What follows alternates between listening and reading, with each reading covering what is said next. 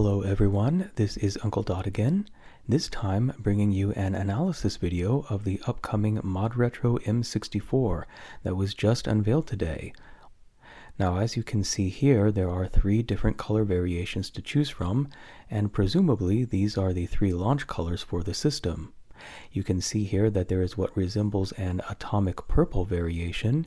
Back in the day, after Nintendo launched the original Black Nintendo 64, it was followed by the Fantastic series, which were a set of translucent Nintendo 64 consoles that came in different colors, and the M64 designs are a very nice throwback to that time. They also have what looks like a lime variation and a clear variation as well.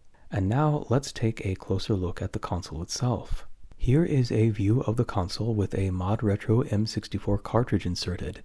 We can see that the cartridge has the same ridges on the side that are also found on the Modretro Game Boy cartridges. Other than that, it is sporting the same gray design as the original Nintendo 64 games. Next up, you notice the light in the middle as well as the lights for the controller ports and also a cartridge slot light. Now, I'm going to be honest, I sometimes find these kinds of lights to be a little distracting, and I wonder if there will be an option to turn them on or off. Here is an engraved M64 logo, and the power button, which looks like the Nintendo 64 power button, only sideways, and over here is what I can only assume is a reset button, although these notches almost make it look like some kind of dial that you could turn, so maybe it has some other functions as well.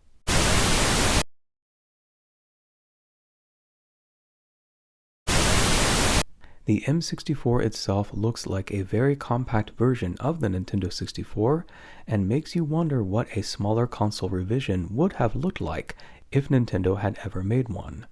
Next, we have a top-down view, and you can see the Modretro logo on what appears to be yet another button. Now, I have heard that this may actually be an eject button, but that has yet to be confirmed.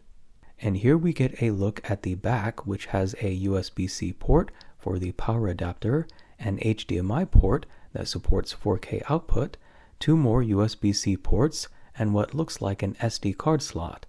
Again, we are not entirely sure what all of these ports will do.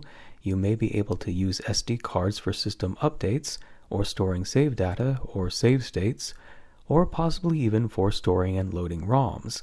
Although I highly doubt that one, but anything is possible. Now let's take a look at the new controller for the M64.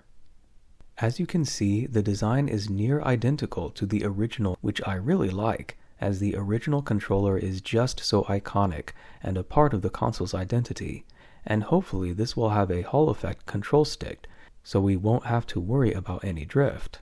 And of course, we've got the Modretro logo on the front, and just above it, there is what appears to be yet another USB-C port that's likely used for charging, which would indicate that the M64 will have Bluetooth, and this is indeed a wireless controller.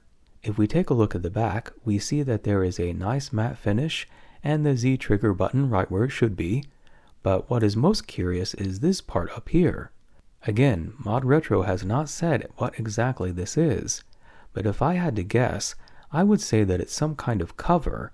You can see it has a little tab here, and if you pull it off, it may reveal an extension port for connecting a rumble pack or a memory pack, or any of the other peripherals that you could connect to a Nintendo 64 controller.